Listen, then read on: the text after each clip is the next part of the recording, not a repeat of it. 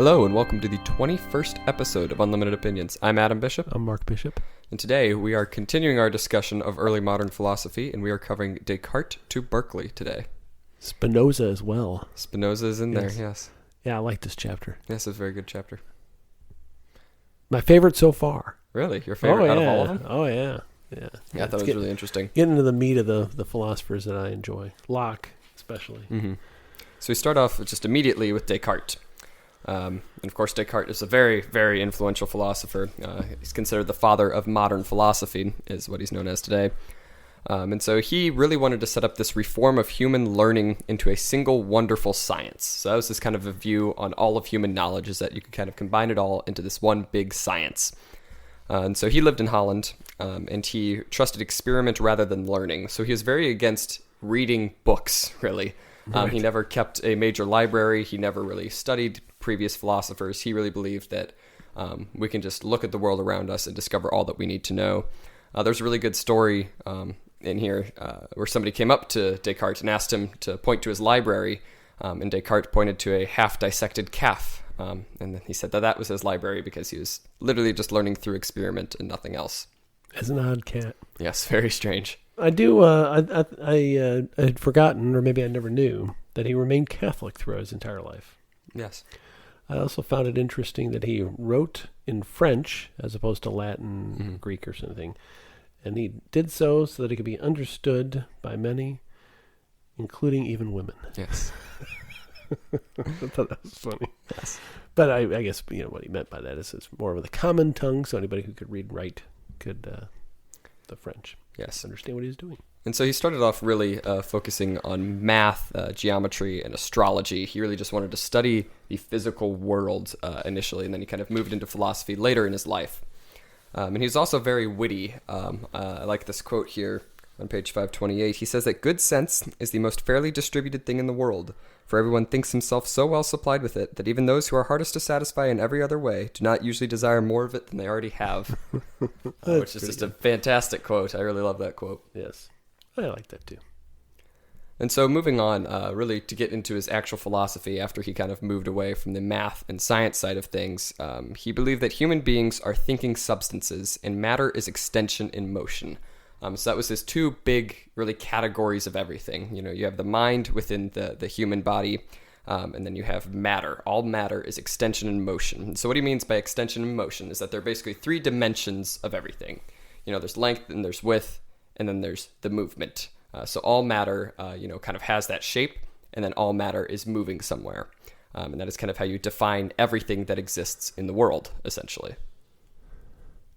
Do you have anything to elaborate on that one? No, I think that's a good summary of that part of it. I mean, thought you were going to get to the meat of it. Yes. The cogito ergo sum. I think therefore I am. I am thinking, therefore I exist. So he really wanted to figure out how to prove that you exist. He's like, well, if I'm thinking this through, there has to be something doing the thinking, and so I therefore must exist. Otherwise, there is no one to think these thoughts. Right. I don't. Yeah, and I think it's such a basic thing that I guess somebody had to say it. Yeah. Yeah. Nobody else said, oh yeah, I guess that does make sense. If you're just sitting alone in a room and you're trying to think of things, there at least has to be that thing that is thinking it. Yes. And everything else beyond that is just speculation or guesswork or reliant upon other contingencies. Yes.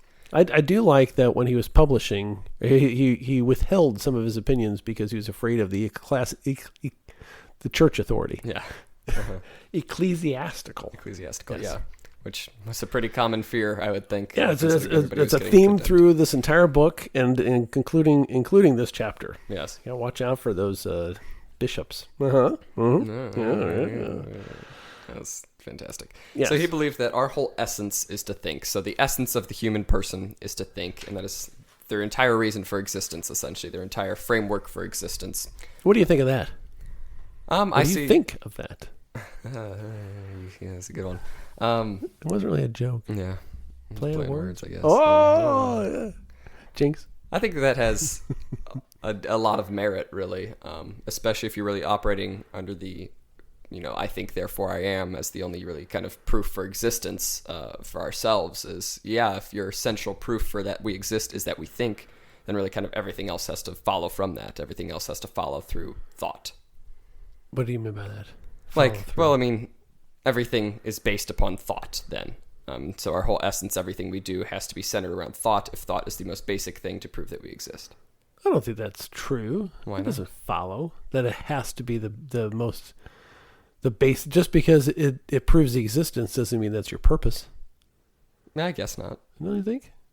I mean, do you think that being a rational thinking person is one of the fundamental purposes of life? I would say so. Why? Well, what else is there?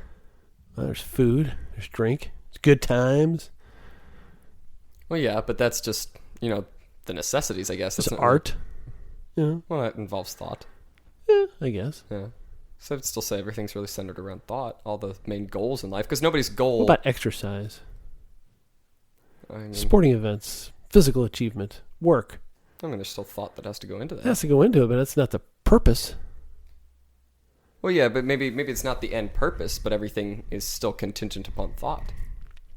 I mean, contingent upon thought. Well, because you have to think through that plan. You can't just... Well, that doesn't mean that it's your purpose, though. It's breathing. Breathing is a contingency of life. Yeah, but every goal that a human has, because that's kind of what separates us from animals, right? If we have these long-term goals, we have things beyond just our desire to eat or just our desire to enjoy things. And so we set up these long-term goals, and that's all from a plan that is purely conceptual. Yeah. I'm not arguing with you. Well, yeah. I just want I you mean, to articulate you are. it. No, I want you to articulate it. Yes. But you were saying, well, because we need to think to do the things. Yeah. Well, that's not the purpose of it. That's one of the necessary conditions that you have to have. Yeah, for every purpose. But that's not the purpose of doing it. Breathing and drinking water, as you are right now, very rudely while I'm talking. No, I'm just joking. Those are necessary. You can live. Well, can you live without thinking? I guess you can. Yes, but you Some really sort want of to be a bodily human. function, right? Yeah. Or you'd be asleep. I I guess you're thinking in your sleep. Yes. You do actually, your brain is more active when you sleep. Says you. It says... I have a very active conscious brain. All right, moving around. I just wanted to know what your thoughts were on. Yeah, so I guess I thinking. shouldn't have said purpose, because he says essence. He's not really talking about the purpose of humanity. He's talking about the general, framework of humanity. The very humanness of humanity is thought. Yeah, Yes. right. Well, I think So I guess that's I kind part of the purpose. I guess. It's a tomato, I thought. No, I don't know. Anyway, but what do you think about, maybe I'm moving ahead of what you were going to say, but, his philosophy where you have the mind and the body, and they're separate. Yes. What do you think of that? I mean, I think they're both really dependent on the other. I don't know if I really believe that they're completely separate, because he kind of goes into more, mystical means, like they're joined through God, essentially. They don't really have any causal effect on each other. Which doesn't make any sense to me whatsoever. Yeah, I don't really get that side of things. So I do think that they are necessary for each other, but I do think, it is necessary to say that there are some things that are, purely dependent on the body and some things that are purely dependent on, like I kind of pointed to, like, we have the bodily desires of, food and water and that sort of thing. I think that would be more centered around the body. Then we have our bigger goals and aspirations, our thoughts and our ideals and that sort of thing. Yeah, I wonder if, as a Cartesian, if a married guy says, well, honey, I didn't cheat on you. That was just my body. I guess it's possible. My mind wasn't cheating on you. It was just a physical act. My mind, my soul, is a non-physical entity. That's a great excuse. We have not gotten to one of the criticisms of his, which Well, I want to mention his two proofs for God first. I apologize. Please continue. Yeah, so he set up these two proofs for God. And he kind of said that, if we have this idea of a perfect being, there's no way we could come up with the idea for a perfect being by ourselves. There's no way we can conceive of something because the world is imperfect. Our thoughts are imperfect. So if we have this idea of a perfect being, it kind of had to be caused within us by the perfect being. So that was one of his proofs for God. Like, basically, We already heard that before, didn't we? I feel like something similar has been said in the past. And then he also stated that perfect being has all perfections. So if we have this idea of a perfect being, so then this conceptual perfect being has to have all perfections. And then existence is a perfection. So if we even have this idea that a perfect being exists, then it has to have all these perfections. Existence is a perfection, so it has to exist. How can an imperfect being, such as ourselves, have a conception of a perfect being? Isn't our imperfect perception necessarily imperfect?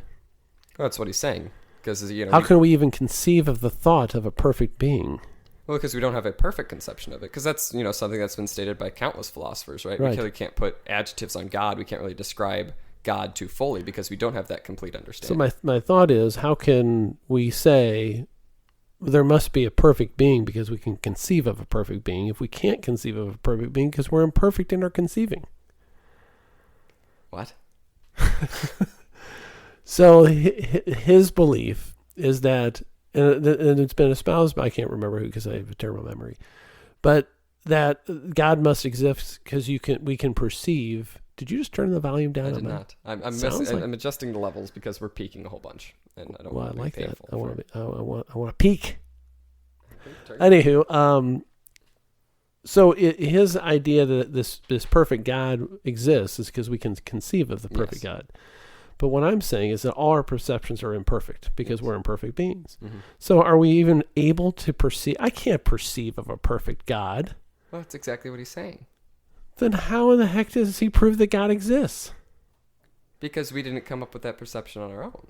We didn't come up with a perception of a perfect God. I don't know what a perfect God is. If we're talking about God at all, then we have to have this idea of God. And so if we have this idea of God, we have this idea of a perfect being. And so we have to have this idea. You seem lost. I don't have an idea of a perfect God. Well, that's your own fault. I don't think you have an idea. I don't think any of us can perceive perfection. Exactly, but we do have this belief that there is a perfect being out there. Why? Who says? Because that's what we're talking about. That is the nature of God. That's what we've been talking about for like this entire podcast. Is that there's a God that is perfect. But nobody has proven that, and this is not a proof of God. It's a faith. Okay. Anyway, go ahead. All right. Well, moving right along. I don't know if I understand what you were saying, but I will say it again then. Okay. I think we agree that as humans, we can't even conceive fully of a truly perfect being. Correct? I suppose, yes. You suppose or not? What do you mean you suppose? Is it correct or not? Can you perceive of a perfect being? I cannot see a perfect being. No. Perceive, even think of it. Have a thought for even a second of what a perfect being would be. I guess not. Then how does that prove that a perfect being can exist? Or does exist? Not can exist, but does exist. I'm not sure. Yeah, there you go. All right. Moving right along. So what was the second proof? Wasn't there a second proof? The second proof was kind of contingent upon the first. That's right. They always are. All right. So he published the Meditations. By the time we're done with this, I'm going to have you as a Satan-loving atheist. No kidding. So he published this book called The Meditations, and this is kind of a side note, but it became the first peer-reviewed book in history. Yeah, which I thought was very interesting because he had before he published it, I guess he had all these people look at it and make comments and tell him where to edit it, and so that became the first peer-reviewed work in history, and so he kind of responded to all those comments. He published his published original essay, published the criticisms, and published his response in the same publication. Yes. Yeah, fascinating. So it's the first peer-reviewed book in history. So it's for a guy that's so egotistical that he's decided he's just going to think up philosophy on his own, not read anybody else. It showed a lot of strength that he was able to publish the criticisms of his work. Of course, he had his rebuttals, so he got the first and last word, but that's still pretty impressive. And so he was really kind of condemned by a lot of people. Of course. Later in his life, yes. But he was kind of only saved through the influence of influential friends that he had, like Princess Elizabeth. So he became kind of the court philosopher for a couple of royalty throughout his life. Later, he became the court philosopher for Queen Christina of Sweden. And it was in Sweden that he died in 1650, mostly due to a sickness from being in the cold for so long. It seems like that would have been a great time to live if you were a philosopher, and also very dangerous. Yes. Like you could be a court philosopher. That's like your day job. That'd be pretty cool. That would be cool. I guess we kind of have some of that through their national endowments for the humanities and arts, where in the universities where there's people we pay with our tax dollars to do nothing. Yeah, so he believed that it was better to create individually rather than in groups. By the way, do we have any like real good philosophers? I don't know when this book ends, but I mean, can you think of a great philosopher in the last 100 years? I don't know, because I don't think really anybody calls themselves philosophers anymore. Mm-hmm. They call them, socialists, not socialists. Socialists. Well, yes, Yeah. but Marx. social psychologists, political theorists, that sort of thing. I think you should bring it back. You think I should bring it back? Yes, I should be the next philosopher? Yes, yeah. Okay, Yeah, I'll get started on that. Yeah. So he believed that it was better to create individually rather than in groups. He believed that, with the group, for anything, where you're always kind of inhibited by, the opinions of other people, everybody wants their own kind of own spin on things. Everybody wants, kind of conflict. It creates conflict, essentially, to be in a group. And it's always better to then create, especially, creative ideas or, political, philosophical ideas like this to create those individually. Mm-hmm. And I think there's a lot of truth in that. Yeah. Especially in like group projects in school, for example. I found that always better to do those individually. Yeah, I was always opposed to group projects. I'd rather do it all by myself. And so Anthony Kenny kind of ends this section discussing Descartes by calling him a compressing genius. So it wasn't so much that Descartes, created a whole bunch of new ideas, but he took a lot of these ideas in the past and kind of funneled them down, put them in a new light and different settings, sort of, and from there. After Descartes, he kind of describes it as an hourglass shape. Descartes is in the center with all the ancient philosophers kind of funnel into him, and then after him, all the kind of modern philosophers funnel out of him. There's a lot of truth to that. Yeah, yes. Yeah. And then, so we go to Hobbes next. Thomas Hobbes. So he was the foremost English philosopher at this time. Mm-hmm. He was very passionate about math, very similar to Descartes, but he thought poorly of Descartes' philosophy. He did not really like it at all. So he was one of the big opponents of Descartes, very initially. Yes. So he was also contemptuous of book learning, did not keep a large library, was not very well read. And he also believed that material was explained in terms of motion. So he has a lot of the similar ideas to Descartes. Right. But he did not believe that there was any such thing as a non-bodily substance. That's kind of what Descartes believed the mind to be. It's a non-bodily substance, separate from physical matter, pure thought, pure speculation. And Hobbes said, well, that can't be true. There has to be something physical that creates that. Yeah, how does it interact with the physical world? It's a ghost in the machine. Mm-hmm. But he doesn't say that. Somebody does later on, I think. It's not from Hobbes, is it? It might be. I don't think it's said in this book. It is a song from the Police. And it's also like an animated TV show, I think, at one point. Is that right? Maybe. I've never heard of that. Maybe I'm thinking of something else. I think you made that up. All right. Or is it an album by the Police? I think it's one or the other. All right. Sting studied philosophy. Really? Oh, we've mentioned this on the podcast before. I know have for we? a fact we have. Yes, Sting, you've talked about this. the Ghost in the Machine. Yes. That's right. Oh, I just bored that one listener. I've been going 20 hours and he just said it again. So Hobbes' main political philosophy, kind of moving on away from his opinions on Descartes, was that men equally give up their rights to central powers to enforce laws by punishment. So that was this kind of very general idea of what government is, what government should be, and that humans kind of have to give up some of their rights in order to maintain order, maintain peace.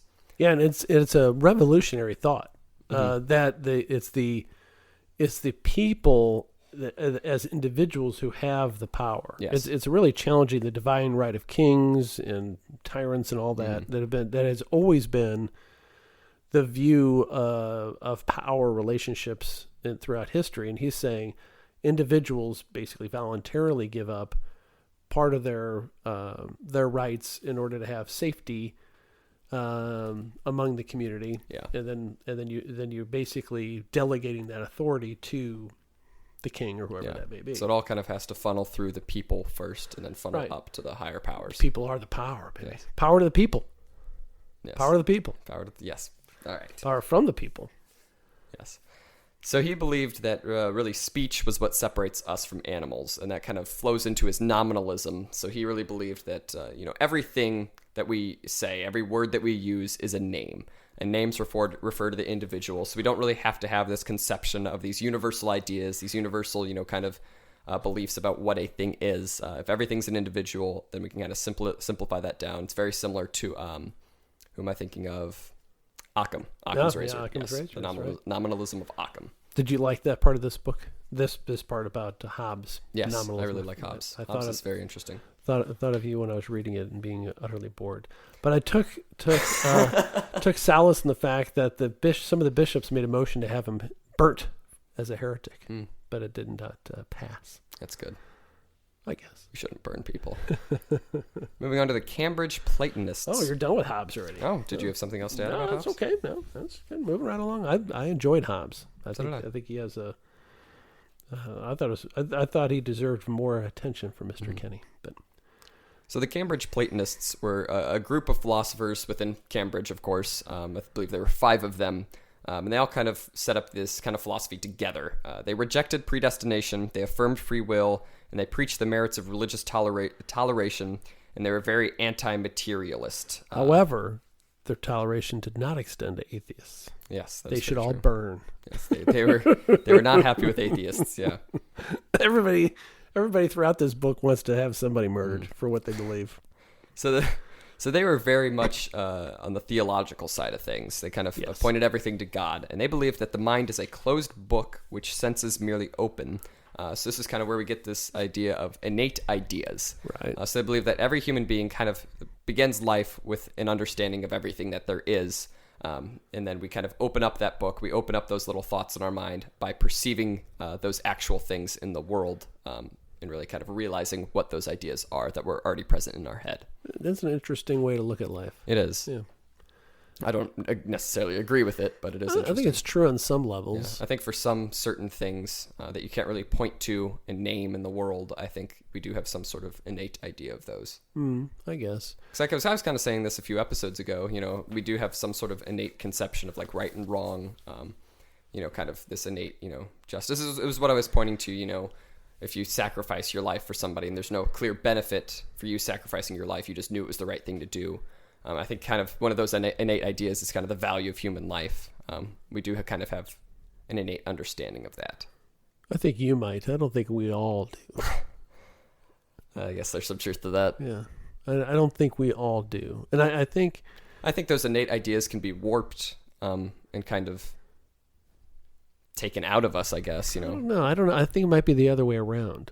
Really? I think, I guess it depends on how you look at the world and the nature of man. Mm-hmm. And I think in our country, with our wealth and privilege and all that stuff, it's easier to say we're born good and people choose to go bad, as opposed to we're all born as animals, and it's only through our parents and society and our church that keeps us on the straight and narrow, and our cultivating of our own values and beliefs and proper behavior that keeps us from just murdering everyone. I guess it's the whole nature versus nurture debate, really. Well, yes, in a sense. But the question is, what is our essence before nurture? Yeah. Because maybe by nature we're good, and then we're nurtured to bad, or maybe we're bad and we're nurtured to good, or we're kind of like a blank slate and we get nurtured one way or the other, or partly in both. Mm-hmm. I think humans pretty brutal. If given to their, it's kind of like a Lord of the Flies. Lord of the Flies, yeah. Although there are 2 people that were good in that. I've never read the book. Oh my gosh! Oh, I better not say any more. You have to read it. I will at some point. No, soon. Soon? Okay. No, it's a great book. I'm surprised they didn't have that in high school. Nope. Or in grade school even. Yeah, we've read all kinds of like classic books like that, but we've never read Lord of the Flies. For a fan of Lord of the Rings, I thought you would like the Lord of the Books. I don't think that really correlates at all. I think they just start with the same 4 letters or 4 words. There's a lot of similar themes. Really? Good and evil, nature of man. Yeah. I guess that's true, yeah. I think the premise is a shipwreck group of orphans, boys. Mm-hmm. They're boys. Yeah.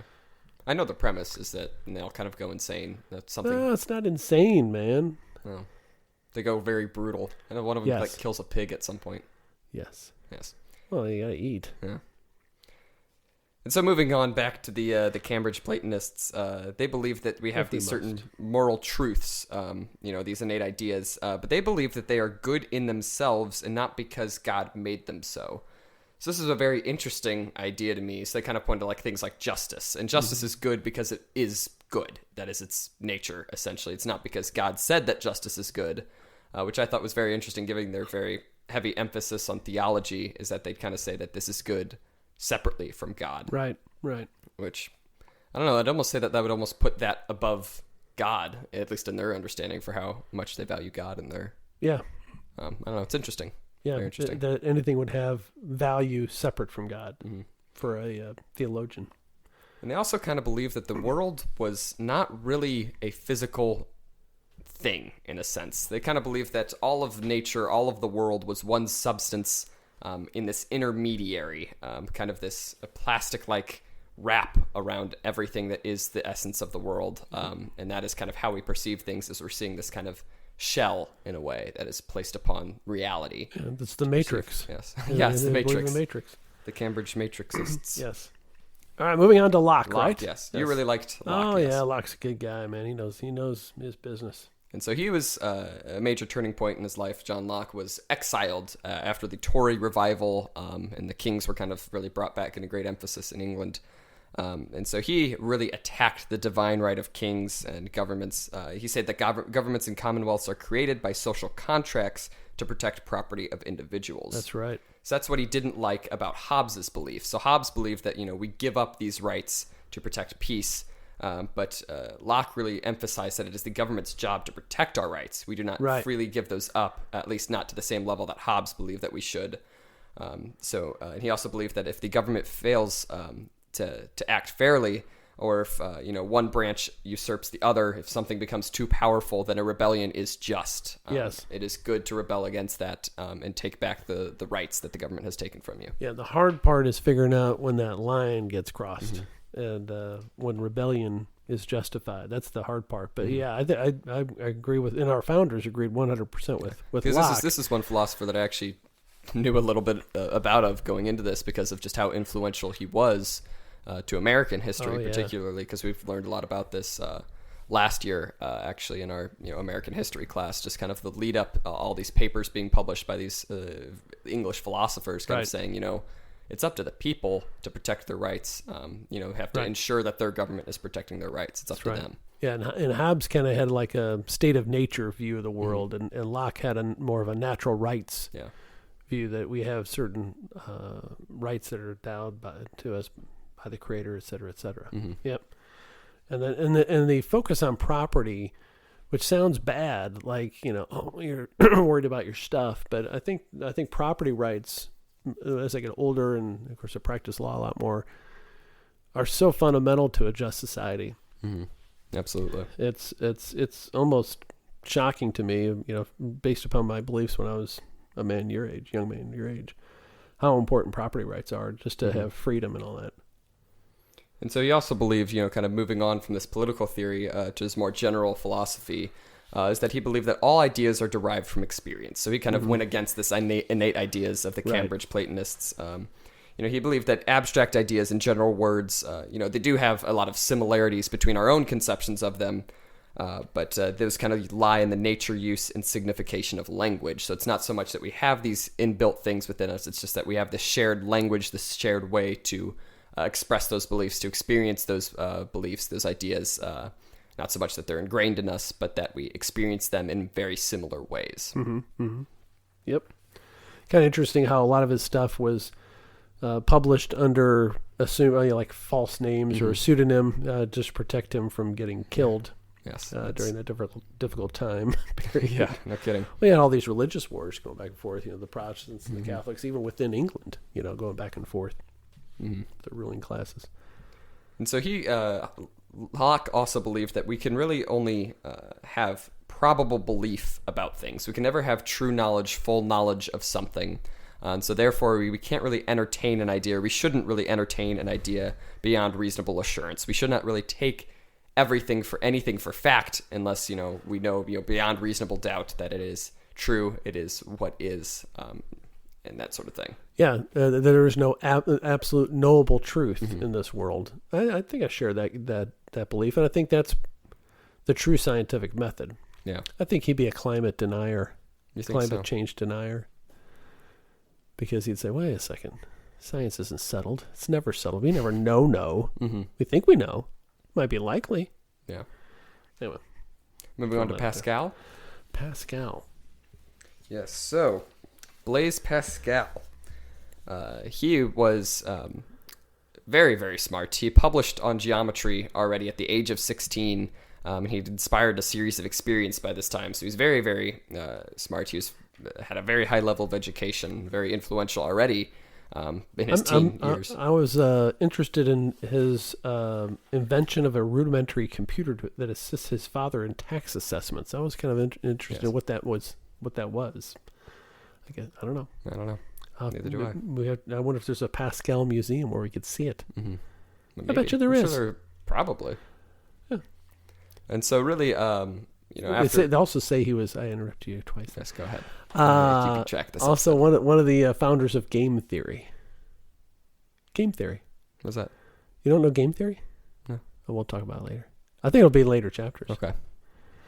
And so after he really kind of influenced a lot of, mathematics and science and that sort of thing, he joined this group that stressed the corruption of human nature and really kind of said that there was very little free will. So after the fall of Adam, they kind of believed that there was, really only two things for us to do. We're either going to heaven or hell, very similar to what we talked about last episode, the very hard predestination, that sort of thing. Right.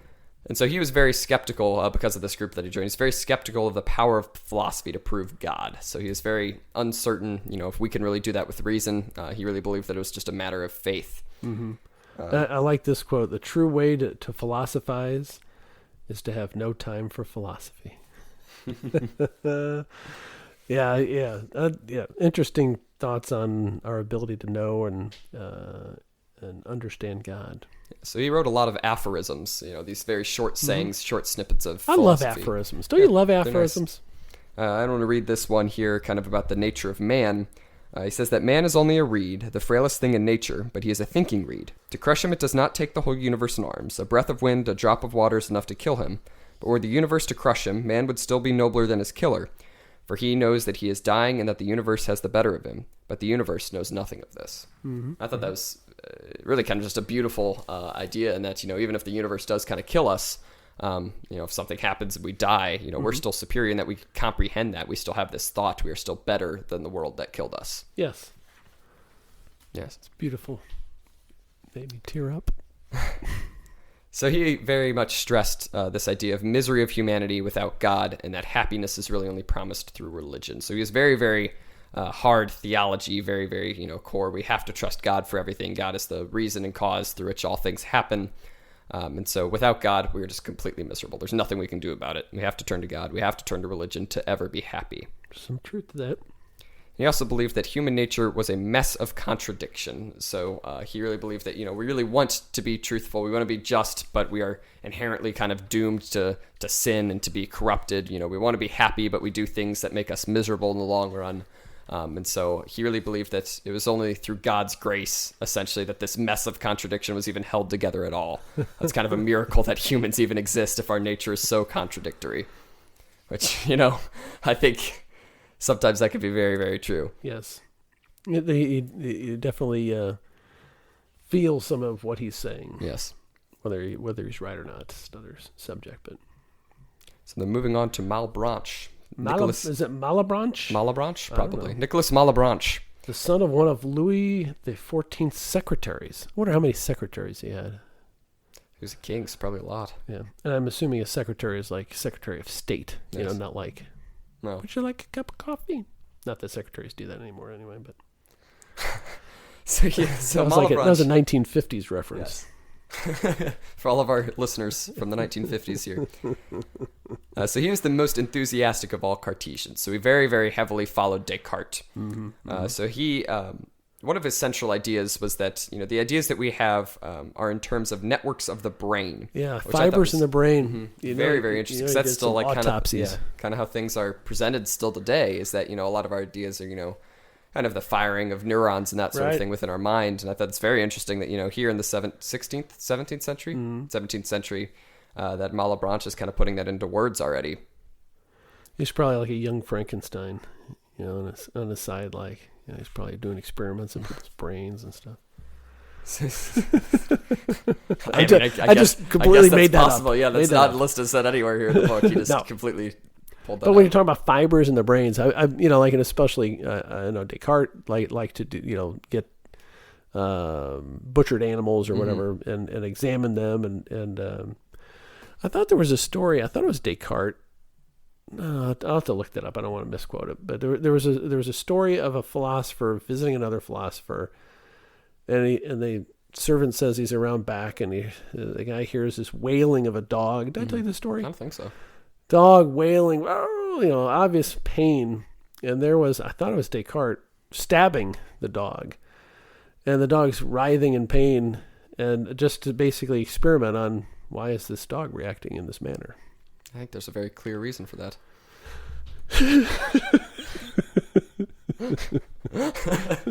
I mean, it's probably because you're hitting it, but well, stabbing it. Yes, Sorry, my bad. Right, yes. And so Malebranche believed that the mind and the body are parallel, but do not interact. So they kind of reflect each other. The mind reflects the body reflects the mind. And therefore, God is the only true cause of movement, and our ideas, and our ideas come directly from God. So, it's kind of this mystery of how our mind and our body interact. It's only through God's grace that we are able to do anything, really. Because, even if our ideas are ours, they still come directly from God. Yeah, I didn't think this made any sense to me whatsoever. He says God is the environment in which minds live. Right. And it just doesn't make any sense to me that we would need this intermediary between our mind and our body in order for us to do anything. That God's involved with me moving my foot. It just seems so, in some ways, makes everything so complicated. In other ways, it makes everything so simplistic. It really kind of all draws from the thing of if you hold up your hand and you move a finger, can you really point to the thought of you moving that finger, or is it something that just happened? Did you will this, or is it, where's the link between the mind and the body, that sort of thing? And I don't know, maybe I'm weird, but actually when I think about it, I have a hard time thinking of moving the finger. Yeah, I know. It's I have to not think and then just do it. Yeah, exactly. It's I want this finger to move, and I can think that as much as I want, but then it's something else, I guess, that I'm doing that allows me to move that. It's not just the thought that I want to do that. Right. So I guess that's kind of where he got, what must be God. Right. He's wrong. All right.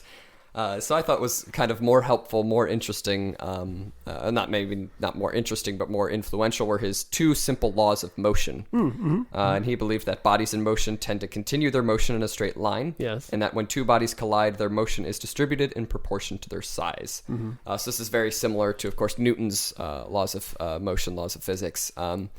Bodies in motion tend to stay in motion unless acted upon by an outside force, that sort of thing. So I thought that was very interesting that he's pointing these out ahead of Newton. Well, I did like that God acts, he's the guy that talked about general laws and specific laws, right? Yes. Yeah, so I liked his thought that God set the rules of the universe in place, and then stuff happens.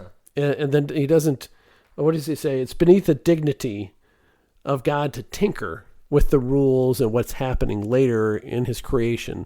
And I believe that. I think that's a good point. I think that's a very good point, because he really had this strong belief about the simplicity of laws, and that we have basically the most simple possible world, essentially. And, that's why, people ask, why does God cause it to rain over the ocean where it doesn't help anybody and there's drought happening elsewhere in the world? He's like, well, God's not specifically causing that. He just created a world with simple laws, and those simple laws allowed for it to happen. Yeah, so I think that was a neat breakthrough in philosophy, in my view. I absolutely agree with that. Yeah. Moving on to Spinoza. I had a bowl of Spinoza the other day. What is Spinoza? It's a frozen ice cream treat from Italy, isn't it? Gelato? Oh, that's what it is. That is nowhere similar. That doesn't make any sense. That is one of the stupidest things I've ever heard. It's a nice cold bowl of Spinoza. So Baruch Spinoza, he began his life as a Jew, and he lived in Holland. But he really gave up much of Judaism after kind of engaging in philosophy. He became atheist, really. And didn't they condemn him? Didn't the Jews? Yes, Yeah, the Jews, yeah. I the love this. I'm going to Jews. skip ahead. All right. They said that where was it? I underlined it here somewhere. That they could not speak to him. They could not be under the same roof as him. Yeah, so They could not write to him. Yeah, devout Jews were forbidden to talk to him, to write to him, or to stay under the same roof as him. Mm-hmm. He was excommunicated from the synagogue. Yeah, so he was very much hated by the Jews. He was very much hated by other religions, the Calvinists too. I don't know if you say hated. Well, he was condemned by them. I don't know. Is there hate implied with that? Probably. Probably. Yeah. I was thinking they're more like condemning his ideas and him by extension. that's But true. yeah, I don't know. I guess hatred, but I mean, they do end up burning the guy. They don't burn his ideas. I mean, not him specifically, but when they do condemn somebody, that's a good point. Yeah. It's nothing personal. It's just business. Yes. So he really kind of took over and enlarged a lot of Descartes' set of definitions and axioms. So he kind of took what Descartes wrote and very much expanded upon that. And one of the first things he really did that got him into so much trouble was his examination of the Bible. That always get you in trouble. Yeah, no kidding. And so he kind of looked at the Bible and he basically realized that it wasn't just one cohesive document. There wasn't one specific author for a lot of these stories. It was very much a compilation of more ancient material. Right. He kind of says, there's no way that David wrote every single one of the Psalms. There's no way Moses was the, sole author of all these books. It had to be, different sort of groups of people writing these things over time. Then he also suggested this idea that science and scripture have different functions. So we should not look to scripture as a scientific story. We shouldn't look to it as purely historical, that sort of thing. Because, scripture's purpose is to teach us how to live. Science's purpose is to kind of teach us how the world works. We shouldn't rely on one for the other. We should not rely on science to kind of teach us how to live. We should not rely on scripture to teach us how the world works. Yeah, good point. And I don't know if I buy the point that David couldn't have written it, especially in light of the output of like St. Augustine and St. Thomas Aquinas, the millions of hundreds of thousands of words. I don't know if it was necessarily like the amount of words, but if it was, the writing style, the different things written there, but yes. I was just making a point. Yes, that's a good point. Yeah.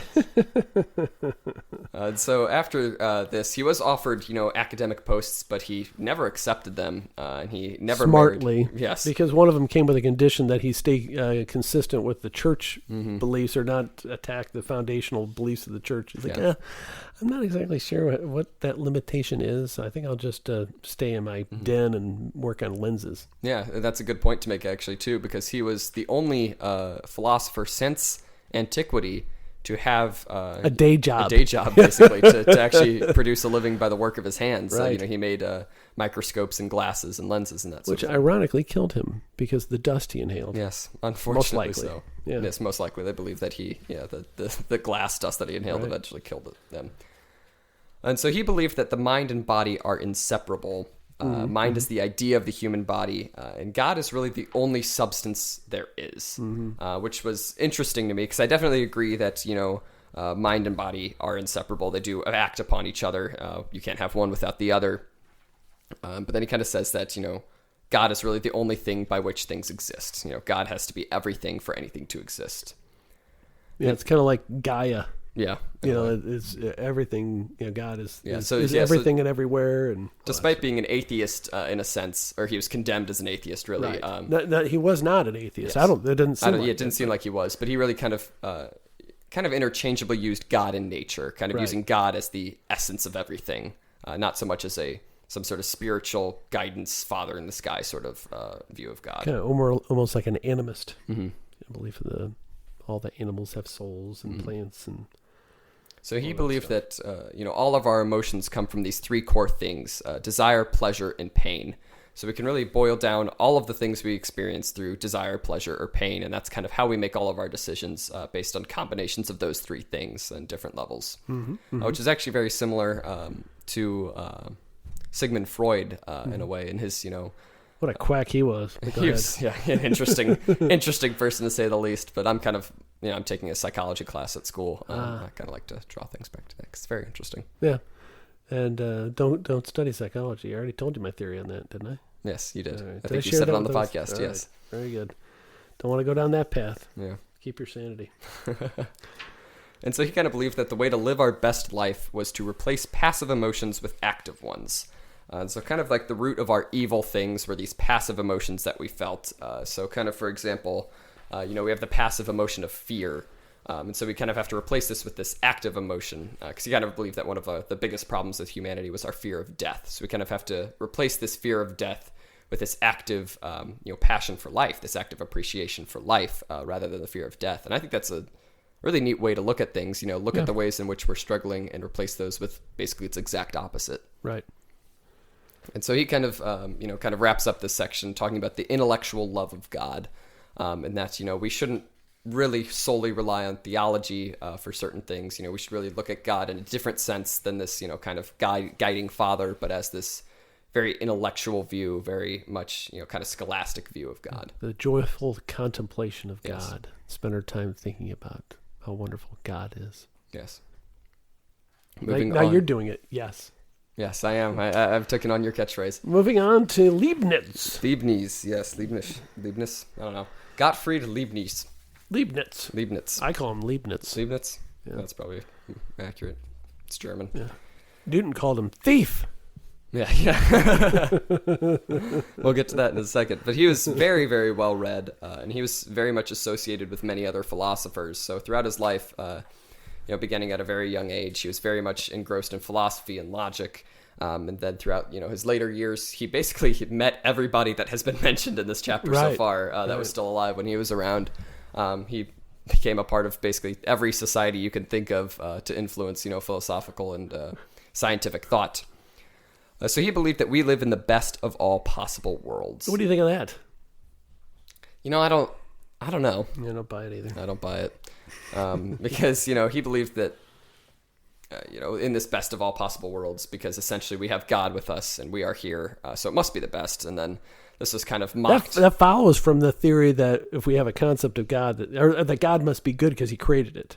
Yes, I guess. Because if God's good, if the existence of the world shows that, I'm sorry, let me slow down. If God must be good because he created the world, then what he created must be good. Mm-hmm. It must be the best. Yes. Anyway, go ahead. Yeah. I don't think either one of them are necessary. I'm not saying they're false. I'm just saying they're not necessarily true. Yeah.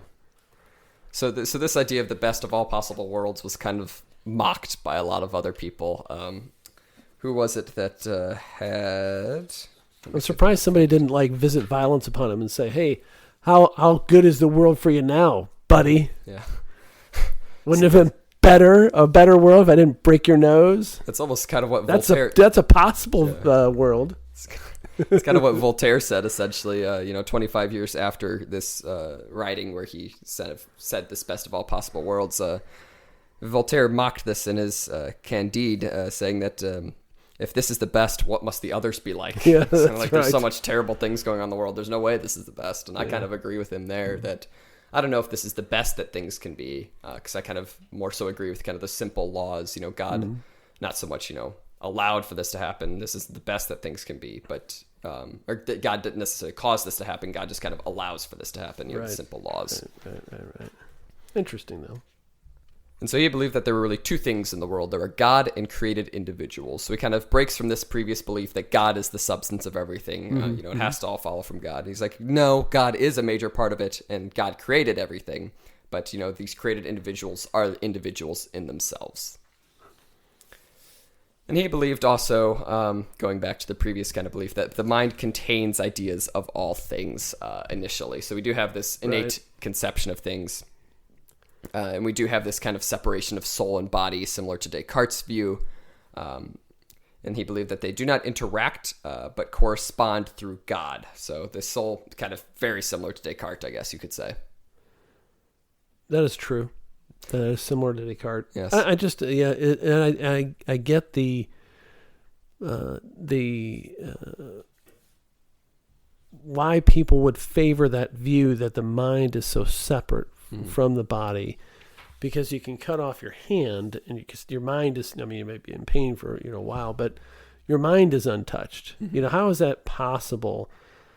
And in a sense, it's not really untouched, but But I get that it's, you can sit in a room and you can kind of separate yourself from your physical feelings to a certain degree. So I get the draw of that, but you're so intertwined with your physical self, and your emotions are physical too. And I just think so much of that is just a blend at all times, Yeah. But and they don't really they never articulate how they communicate with each other. It says it must be God. Right? That doesn't make any sense. Yeah. Well, then, why is it separated then? Why does the guy just put it in the matter? Yeah, exactly. Why doesn't he cut out the middleman himself? I don't know. And is God in the middle of the consciousness, however much it is in a dog? Its mind and its body? No. Or maybe yes. I don't know what they think.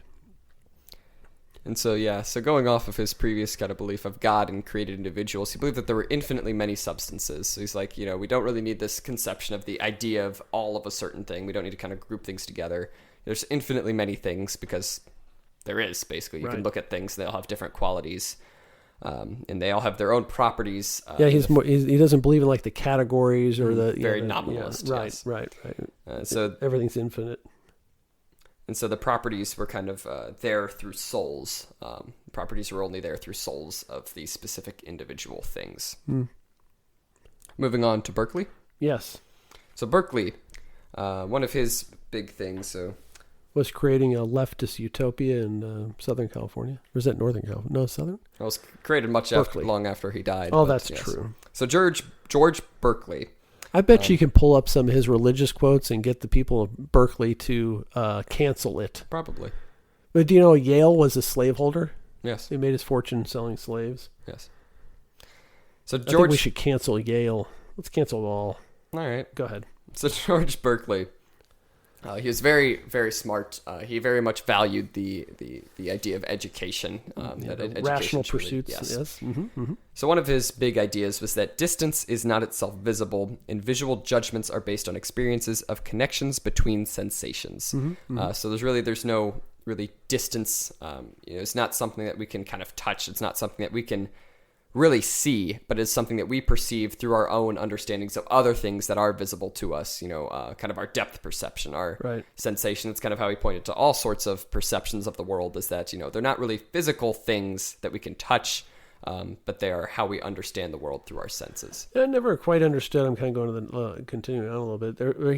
He I think it kind of flows from that view, but that there is no such thing as matter. That's, I guess it's all perception. And I guess I understand a little bit of the draw, but the practical application of that is...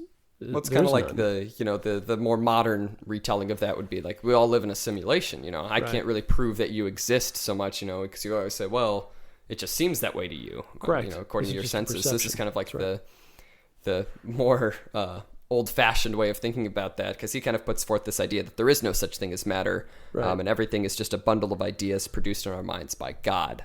Because there's no real way for me to prove that you exist. I can prove that you can prove that you exist. I can prove to you that I exist. How? I'll punch you right in the face. That was very much the response that Berkeley got. There's a story in here. They were arguing about Berkeley and his ideas, and one of the people kicked a stone very hard with his foot and says, that's how I can show you how it exists, because I just kicked that rock. Very practical argument. Well, and even let's say he's right. If he's right, what's the point? It's like you can believe it, but it's so impractical. How does that even help your understanding of the world and to navigate through it? Exactly, because that's what I was kind of thinking. Like, if I were to create, my own sort of philosophy of everything, I don't think I would need to prove that everything else exists. Right. Because as long as I prove that I exist, that's good enough for me. And then, if I go on to write everything else about the world, it's not really necessary for me to prove that everything else exists, because if it doesn't exist, then, well, I guess there's no point in me doing anything. And so why shouldn't I, continue with this? Right. I guess then the question would be, why should you ever communicate your philosophy to anybody else? Because you're not really. You're just talking to yourself. I'm just talking to myself. I wonder if that's what you're doing right now. Well, I guess it's better to be optimistic in this sense, and just kind of hope that, other people do exist. I wonder if you could be, if this was just a product of your imagination, if you could truly be surprised by something. That's a good question. Did I surprise you? Well, I guess you would argue that it's not my imagination that's creating it. It's God's imagination that's putting it in my mind. So there'd be two of you. I guess it would be necessary for something else to exist, and that would be God. Or you are God. Or I am God. So if you're God, nobody else needs to exist, including God, because you're God. I guess that's true. Right. I guess, yeah, if God's only purpose was to put ideas into one person's mind, is God really anything other than that person? No. Yeah. Right. And so I think... That's a scary line of thinking. So I think you can prove the existence of yourself because you think, but you can't prove the existence of God or others just by pure thought alone. There's going to be a little bit of faith or assumptions to belief that anything other than you exists, including God. Yeah. Because you say, well, I can conceive of God. That's why I was kind of making the point earlier. I can conceive of a perfect God, so I know that God exists. No, you just created it in your mind. So all you do is prove that you exist and that you can create the concept of God. I guess that's true, yeah. There you go. How do you like that? And sooner or later, you'll be balled up in a dark room crying. Yes. I'm the only thing that exists in the world. Slippery slope. And if you have a good roommate in college when you're doing that, they'll punch you right in the face. Oh, yeah? I just proved you I exist. Now get back to work. Go ahead. Very practical. And so Berkeley also kind of foresaw that leadership of the intellectual world would eventually pass to America, because he's looking at these, English settlements, the kind of the prosperity that's starting to exist there. And he's really kind of thinking like that's going to be the new superpower, essentially. And so he traveled to America to create a college, but eventually didn't succeed. The loans that he was promised didn't eventually follow through. And so in the end, his desire to spread knowledge to the Americas did not happen. But now there is, like you said, Berkeley, a town in California named after him, and it's college. It's a university. University. Isn't it? Oh, no. It was a University of California, Berkeley. Yes, it's town. That's the... is that just the name of the college, or is it a full Berkeley? town? I don't know the answer to that. I've never been there. I think it said somewhere in here. University of California at Berkeley? Named after him, a college at Yale and a university town in California. Yeah. Yes. And so kind of... which came first? The town or the university? Probably university. It's probably Yale. Yale's been around. No. I meant like Berkeley. Did the city of Berkeley exist and then the university, or the university and the town built around it? They might have. Chicken and egg. I don't know. I'm sure there's an answer somewhere. Probably. Of which I did not bother to read. But to kind of wrap up the last sort of thing with Berkeley, this kind of quote, his slogan is to be perceived. So kind of everything we do will be perceived by others, essentially, if we believe that others exist, I guess. It's kind of a necessary thing to that. And I think that's very true, because I think, what I think about myself is very different than what other people think about me. Because they haven't seen everything that I've ever done. They haven't thought everything I've ever thought. So that's correct. I guess they'd have every single person, I guess, has a different perception of who I am. Or no perception at all. Or no perception if they don't exist, yes. But assuming like the people that don't know you have no perception. Oh, yes. But they might as well just not exist. It's from your perspective. From my perspective, yes. That's right. Because I have no perception of them. So how do I know if they even exist? Well, you can see them on TV. Very practical. Well, and you don't want to go down those waste any of that time on those rabbit holes that have no practical value. Mm-hmm. You have to balance the theory with, okay, how does this improve life, or how does this explain things in a meaningful way? Because otherwise, you're just a couple stoners trying to figure out, why is cheese on pizza? Yeah. That kind of reminds me. I saw this joke kind of online the other day. A car has windows that are made of glass, and so a house also has windows that are made of glass. And a car moves, but a house does not. So it is not the windows that makes a car move. It is something else entirely. So that is what ancient Greek philosophy is summed up in one short paragraph. That's a good philosophical joke. Yes. I like that. It must be something. This is something else entirely, yes. And it's also true. Yes, it's very, very much Very what a lot logical. of philosophy is like, is, I think it's a very good point that you made. We have to kind of determine, what is the use of this? What is the purpose? Right. Because otherwise it's just Right now, the theory. purpose is us making this podcast. Yeah, and that's part of the reason why I get fed up with study of philosophy. Really? When I was in It's school. pointless. Yeah, like, why am I Oh, we've wasting led my to time? this. That's true. That's true. I was so short-sighted that I did not know that...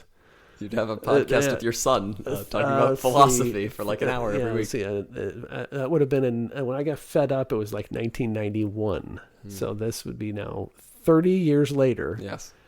Probably this exact time. It would have been the spring semester. Actually, it'd be early. No? Yeah, it would be around that time. Spring semester, 1991. And then now, 30 years later, here you are. You found a use for it. I have another history of Western philosophy book in my hand, and It's all come full circle. it's like flashbacks. I think maybe this is a product of my imagination. I just fell asleep in class. I'm having this weird dream that I'm in some teenage boy's bedroom talking into a microphone. He's my son talking about Western philosophy. I'm going to ace the test, though. All right. Well, this has been episode 21 of Unlimited Opinions. I've been Adam Bishop. And I am a dreaming Mark Bishop. And you could still win a free t-shirt by tweeting us. Nobody's tweeted anything? Nobody's tweeted at us. One of my friends from school has said that he will tweet something. I will give him a t-shirt. We will give him a t-shirt. So if you're listening Well, wait a second. Did he find out about the t-shirt thing from you telling him or from this podcast? Because he's cheating if you tell him. Several of them found the podcast or had heard of the podcast. Yes. And then, of course, found the Twitter. And then I tweeted about the t-shirt competition. All right, fair enough. So they did fair find enough. it's not through me just telling them. So. Right. Okay. So if he is listening right now, which I highly, highly doubt, you could still win a free t-shirt if you tweet us something interesting. It has to be interesting. It has to be interesting. It has to be the most interesting comment that week. Yes. Is this a weekly competition? Do we do this every week if we got more than one? Well, I was just going to have it as a one t-shirt, but since we have not had any, we might as well have a weekly thing because it doesn't matter. It doesn't matter at all. If you have a lottery and nobody buys a ticket, is it really a lottery? That's very true. Yeah. But you could tweet at us. I haven't said the Twitter handle yet. It is capital U, lowercase LMTD, capital O, lowercase PINIONS. That's why nobody is tweeting, because they can't even understand what that is. It's letters. Do I need to say it slower? I said I could say it slower last time. Capital U. What? Lowercase L. Lowercase M. Lowercase T. Lowercase D. Capital O. Lowercase P. Lowercase I, lowercase n, lowercase I, lowercase o, lowercase n, lowercase s. This has been episode 21 of Unlimited Opinions. Good night.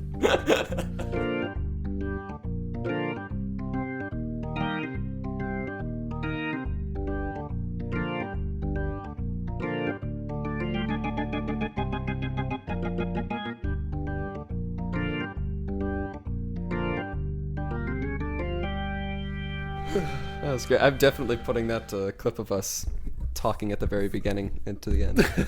That's a great clip. All right, I'm talking. I'm talking. He's talking. We're both talking. We're both talking the same Look at this, words. Okay. We look about even on the thing. Yes.